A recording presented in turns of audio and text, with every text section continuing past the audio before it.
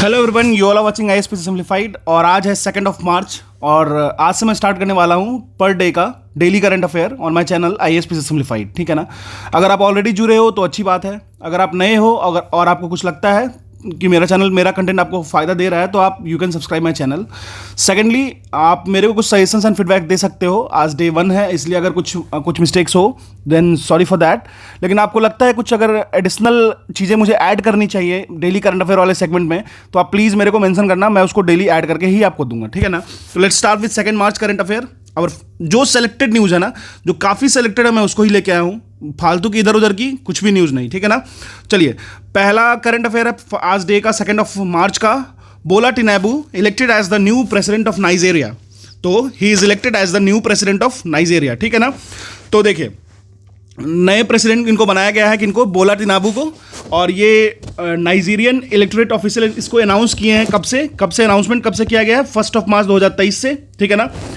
कि जो ruling party के कैंडिडेट हैं उनको प्रेसिडेंशियल इलेक्शन के लिए चुना गया है। ठीक है ना। और सबसे बड़ी बात जान लेते हैं, आपको ये किस पार्टी से बिलोंग करते हैं। ये बिलोंग करते हैं ऑल प्रोग्रेसिव कांग्रेस पार्टी से। ठीक है ना। आपको दो चीज़ें याद रखना जरूरी है कि कौन चुने गए हैं और वो किस पार्टी से बिलोंग करते हैं। ठीक है ना। अब थोड़ी सी और फैक्ट जान लेते हैं। नाइजीरिया की कैपिटल है Abuja and currency Nigerian naira है। ठीक है ना। याद रखिएगा, नाइजीरिया की कैपिटल अबूजा है एंड करेंसी नाइजीरियन नायरा है। ठीक है ना। तो ये क्वेश्चन काफ़ी इंपॉर्टेंट है। अगर आप किसी भी स्टेट की पीसीएस या फिर यूपीएससी या फिर किसी भी एग्जाम में बैठते हो ना, एसएससी या फिर कोई भी एग्जाम, इंडिया का कोई भी एग्जाम जहां करंट अफेयर उसका पार्ट है, वहां पे आपको देखने को मिल जाएगा newly elected national and international appointments. ठीक है ना। उसके सेगमेंट में ये आ जाएगा आपको, बोला Tinubu elected as the new president of Nigeria. ठीक है ना। चलिए, अब चलते हैं सेकंड पे। कहता है the archaeological survey of India, ASI of India, has found a 1300 year old Buddhist stupa in Odisha's Jajpur. ठीक है ना। तो 1300 ईयर ओल्ड बुद्धिस्ट स्तूपा को फाइंड किया गया है। किसके द्वारा? आर्कियोलॉजिकल सर्वे ऑफ इंडिया के द्वारा। कहाँ पे? तो ओडिशा के जाजपुर में। ठीक है ना। अब चलिए, आर्कियोलॉजिकल सर्वे ऑफ इंडिया आ गया तो उसके बारे में कुछ हम लोग उसकी हिस्ट्री को जान लेते हैं। ठीक है ना। देखिए, करंट अफेयर में जुड़िएगा तो उसको आपको बहुत सारा स्टैटिक पोर्शन मैं खुद से ला के दूंगा। एक एक चीज़ आप बस ध्यान से सुनते चलिएगा। ठीक है ना। आर्कियोलॉजिकल सर्वे ऑफ इंडिया किसके द्वारा फाइंड किया गया था? तो फाउंड किया गया था आपको 1861 में। ठीक है ना। किसके द्वारा? बाय अलेक्जेंडर कनिंगम के द्वारा। ठीक है ना। और यही पहले डीजी भी बने थे, डायरेक्टर जनरल भी बने थे आर्कियोलॉजिकल सर्वे ऑफ इंडिया का। ठीक है ना। इस चीज़ का आपको याद रखना है। चलिए, अब हम लोग आगे बढ़ते हैं। अब इसमें कह क्या रहा है कि आर्कियोलॉजिकल सर्वे ऑफ इंडिया के द्वारा खोजा गया था 1300 ईयर ओल्ड बुद्धिस्ट स्तूपा इन ओडिशा के जाजपुर में। ठीक है ना। देखिए, ये कितने साइज का हो सकता था? ये 4.5 मीटर टॉल है। ठीक है ना। ये इनिशियल असेसमेंट से पता चला है कि 4.5 मीटर का टॉल है ये। ठीक है ना। और देखिए, हिस्ट्री में ना अनुमान लगाया जाता है। ठीक है ना। उसके डेटिंग से, कार्बन डेटिंग से, उससे अनुमान लगाया जाता है कि कब का हो सकता है। तो अभी जो अनुमान लगाया गया है वो 7 से लेकर 8 सेंचुरी का ही लगाया गया है ये। ठीक है ना। और कहाँ मिला है? तो प्रभाड़ी में मिला है, जो कि सिचुएटेड है ललितगिरी, एक मेजर बुद्धिस्ट कॉम्प्लेक्स है। ठीक है ना। याद रखिएगा, एक चीज़ याद रखिएगा, मॉनेस्ट्रीज एंड स्तूपास के बारे में थोड़ा समझ लेते हैं, क्या होता है आखिर इसके बारे में। तो बेसिकली स्तूपा क्या होता है ना, एक प्लेस होता है, एक बरियल, और आप कह सकते हो रिलीजियस जो उनका, जैसे मान लीजिए कोई भी बुद्धिस्ट गुरु अगर या फिर कोई बुद्धिज्म के कोई मरते थे। ठीक है ना। पहले तो उनके कुछ जो मेमोरीज होते थे या फिर उनकी जो लास्ट बरियल्स होते थे उसको हम लोग एक जगह लगा के और ढेर बनाते थे, माउंट करते थे। ठीक है ना। स्टोन से, फिर बहुत डिफरेंट आर्किटेक्चर से, तो उसी को हम लोग स्तूपास कहते हैं। ठीक है ना। ये एक important form of Buddhist architecture है। ठीक है। अच्छा, और मॉनेस्ट्रीज तो आपको पता ही होगा, जहाँ पे वो रहते थे, विरह करते थे। ठीक है। अब एक ही समझते हैं कि ये जो मिला है ना स्तूपा, ये देखा गया है कि एक रॉक से, जिसको हम लोग खोडनालाइट कहते हैं, उस रॉक के टाइप से बना हुआ है ये। ठीक है ना। अब हम लोग जानेंगे थोड़ा सा खोडनालाइट के बारे में। ठीक है ना। ये एक तरीके का मेटामॉर्फिक रॉक है जो कि पाया जाता है नॉर्मली ईस्टर्न घाट में। कहाँ पे? तो इंडिया में। ठीक है ना। Particularly in the state of Odisha, it is named after the khondalite group of rocks. तो ये इसी रॉक्स के लिए ही इसका नाम इसको खोडनालाइट्स दिया गया है। ठीक है ना। Which is believe to be form from 1.6 billion year ago during the proterozoic era. ठीक है ना। कुछ स्टैटिक फैक्ट्स मैं डालूंगा हर एक आपको करंट अफेयर वाले दिन में, आप बस थोड़ा सा पेशेंस दिखाइएगा, थोड़ा सा ट्रस्ट कीजिएगा, आपको हर एक चीज़ मिलेगा इसमें। ठीक है ना। अगर आप उसकी नोट्स चाहिए तो you can join Telegram channel IAS simplified. I will give its link in the description box. ठीक है। आप समझिए, कुछ खोडनालाइट के बारे में जानते हैं। एक प्राइमरी कंपोज है फेल्डस्पर, क्वार्ज और माइका का।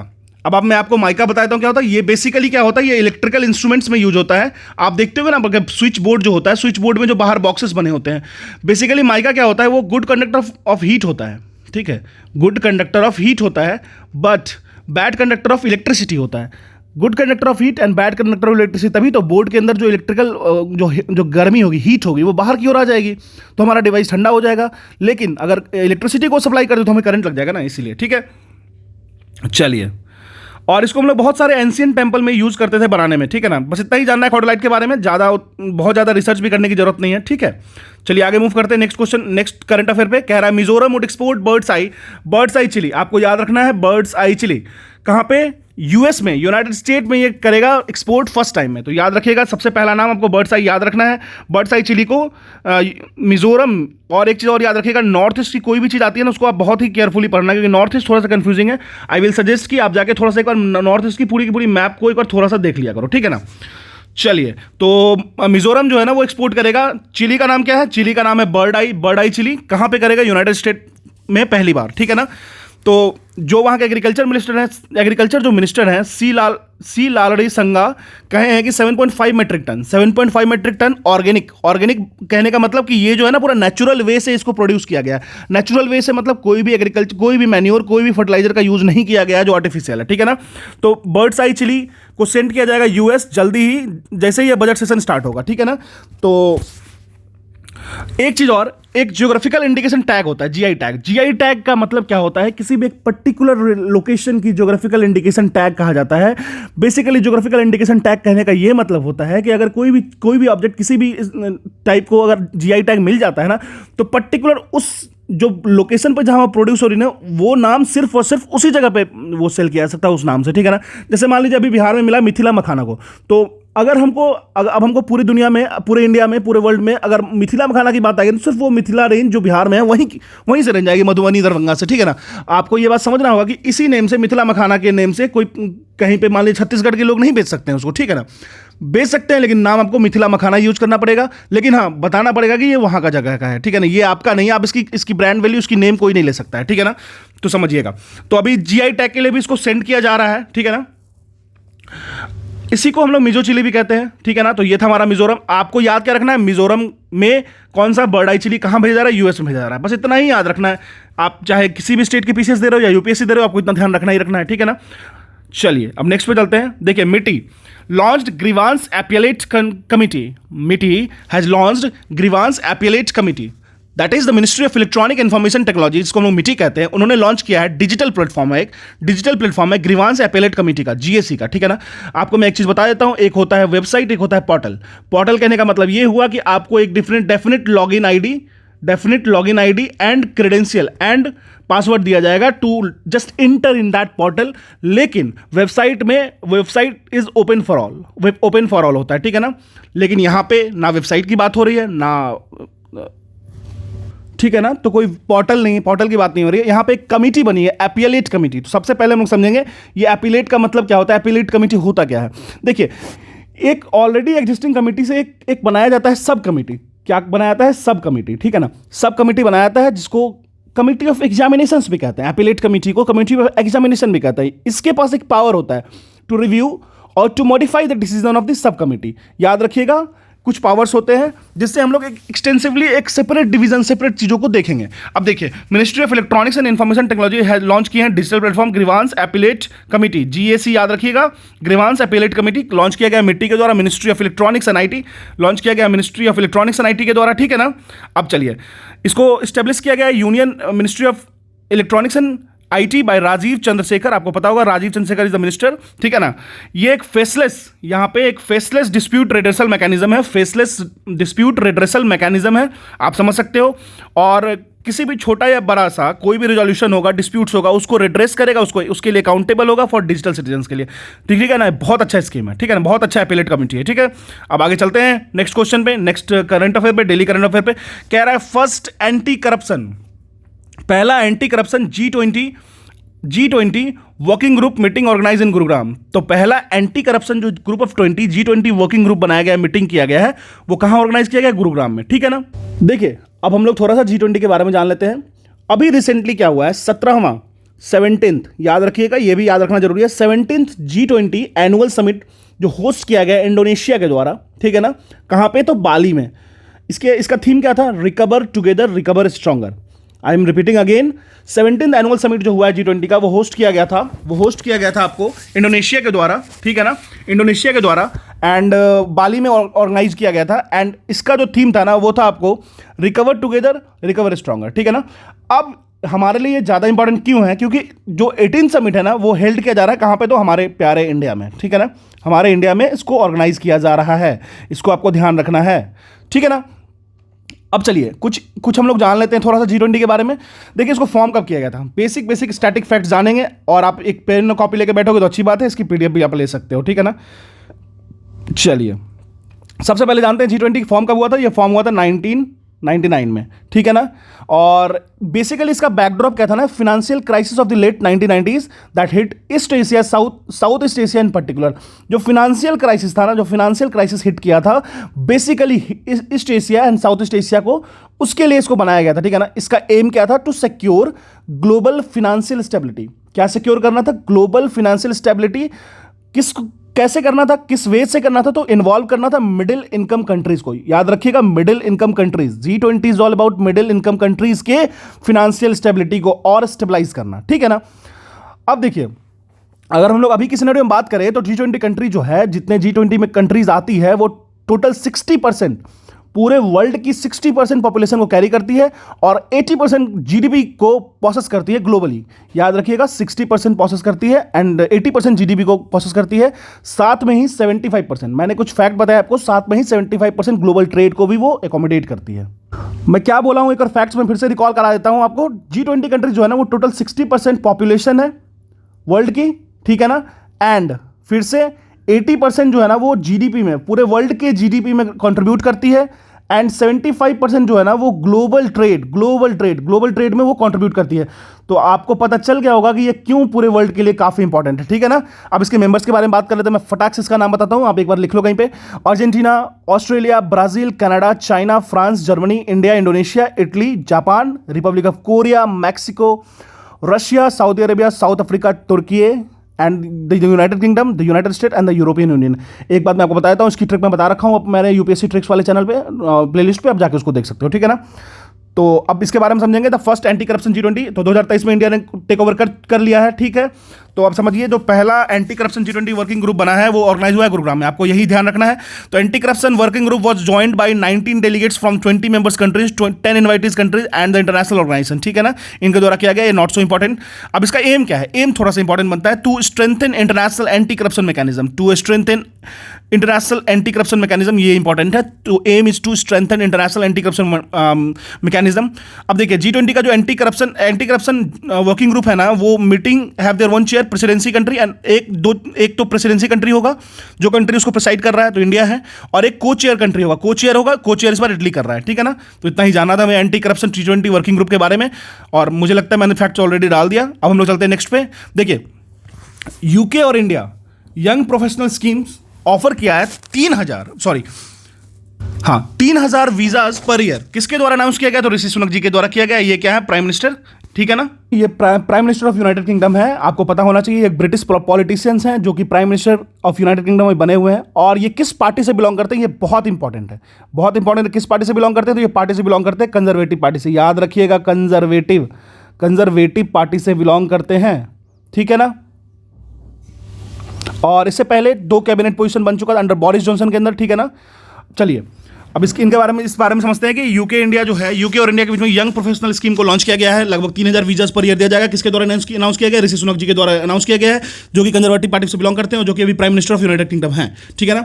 अब देखिए, इसको अवेल करना है आपको, तो इस बेनिफिट को, इस स्कीम को, तो पर्सन के पास क्या होना चाहिए। पहला तो सबसे बेसिक कंडीशन है कि इंडियन सिटीजनशिप होना चाहिए, ठीक है, इंडियन सिटीजनशिप होना चाहिए, ठीक है। और वो उसकी उम्र जो होनी चाहिए वो 18 से लेकर 30 साल तक होनी चाहिए, और कम से कम आपको 2350 पाउंड्स की आपके बैंक में बचत होनी चाहिए। अगर आपके पास बैंक में 2350 पाउंड नहीं है, तो आप you can not avail this scholarship, ठीक है ना। अब देखिए, जो पर्सन इस स्कीम के थ्रू इंटर कर रहा है ना, अगर उनको कंपनी भी सेट करना है, ठीक है ना, कंपनी में सेट करना, लेकिन एक कंडीशंस है, आपको एक बात का ध्यान रखना पड़ेगा कि कंपनी का जो इक्विपमेंट्स होगा ना, जो इंस्ट्रूमेंट्स यूज होगा, वो कम से वो 5,000 पाउंड से ज़्यादा एक्सीड नहीं करना चाहिए। याद रखिएगा, 5,000 पाउंड से ज़्यादा एक्सीड नहीं करना चाहिए, और वो एम्प्लॉयज़ को हायर नहीं कर पाएंगे, ठीक है ना। तो ये था हमारा। और कुछ जान लेते हैं। ये स्कीम क्या कहता है कि Indian can live and work in Britain and name UK, England and Britain are not the same. याद रखिएगा, ये मैंने ऑलरेडी आपको अपने मेरे शॉर्ट्स में बता रखा है, आप जाके एक बार देख सकते हो कि ब्रिटेन और यूके एंड इंग्लैंड में क्या डिफरेंस है, आप एक बार देख सकते हो, ठीक है ना। अब देखिए एक चीज समझिए, तो पर्टिकुलरली इंडियंस जो होंगे ना, वो सिर्फ और सिर्फ ब्रिटेन में काम कर सकते हैं, ठीक है ना। अब कैसे, देखिए मैं आपको बताता हूं। यूके जो यूनाइटेड किंगडम है ना, यूनाइटेड किंगडम, वो होता है England plus Wales plus Scotland plus Northern Ireland, ठीक है ना। ये हुआ आपको यूके। अब हम लोग ब्रिटेन और ग्रेट ब्रिटेन की बात करें, इसका मतलब होता है England plus Scotland plus Wales, ठीक है ना। और ये नदर्न आइलैंड को इंक्लूड नहीं करता है। तो मतलब क्या है कि इस स्कीम में नदर्न आइलैंड इंक्लूडेड नहीं है, ठीक है ना।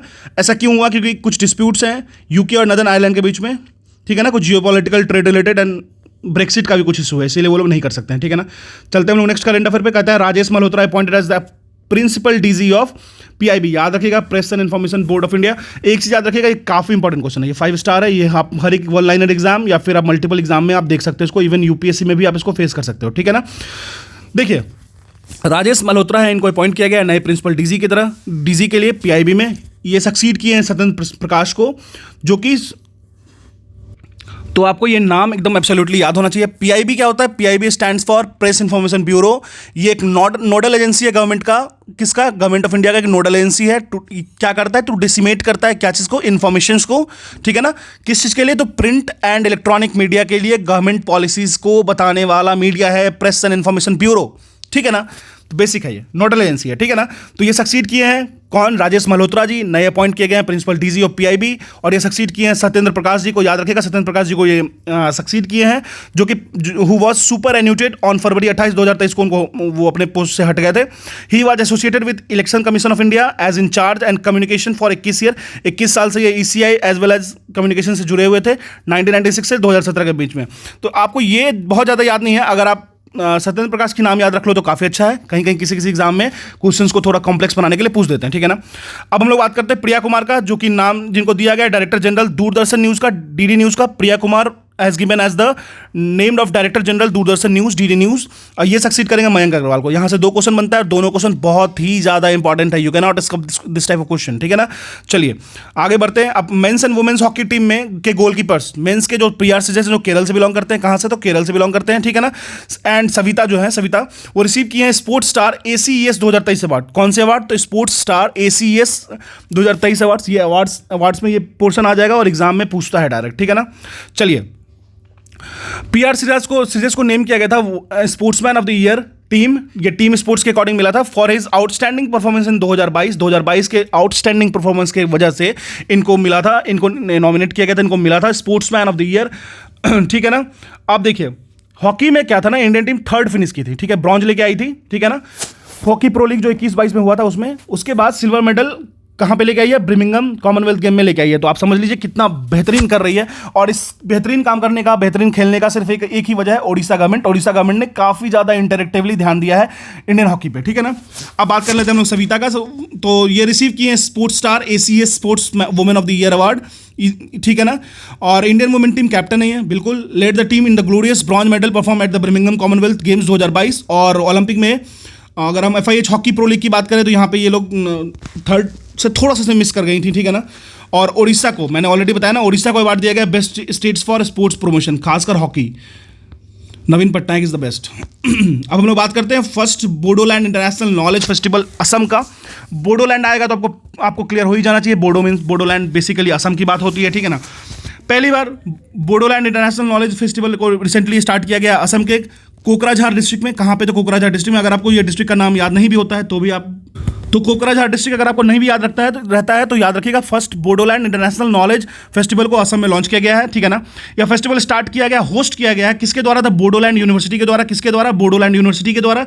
किसके सपोर्ट से? तो Bodoland territorial reason BTR government के द्वारा। किस होस्ट किया गया है? बोडोलैंड यूनिवर्सिटी के द्वारा, एंड सपोर्ट किया गया बोडोलैंड टेरिटोरियल रीजन बीटीआर के गवर्नमेंट के द्वारा। अच्छा, इसका गोल क्या है? बेसिकली इसका गोल है to create, foster and promote knowledge exchange solution.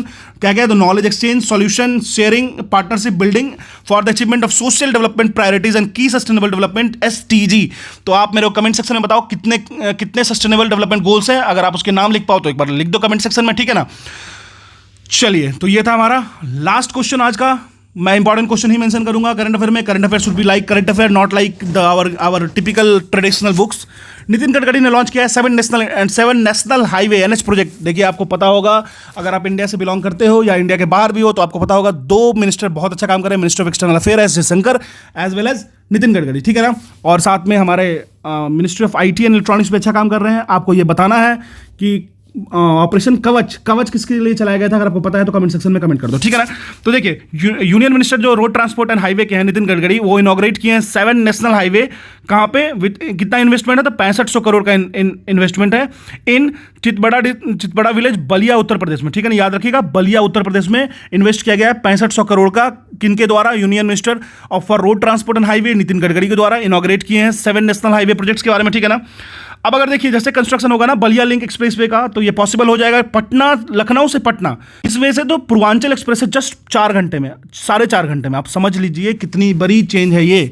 मतलब पूर्वांचल एक्सप्रेसवे से आप सिर्फ लखनऊ से पटना 4 घंटे पहुंच जाइएगा, 4.5 घंटे में। कितनी बड़ी ये है ना, बहुत बहुत अच्छा है ये प्रोजेक्ट है, ठीक है ना।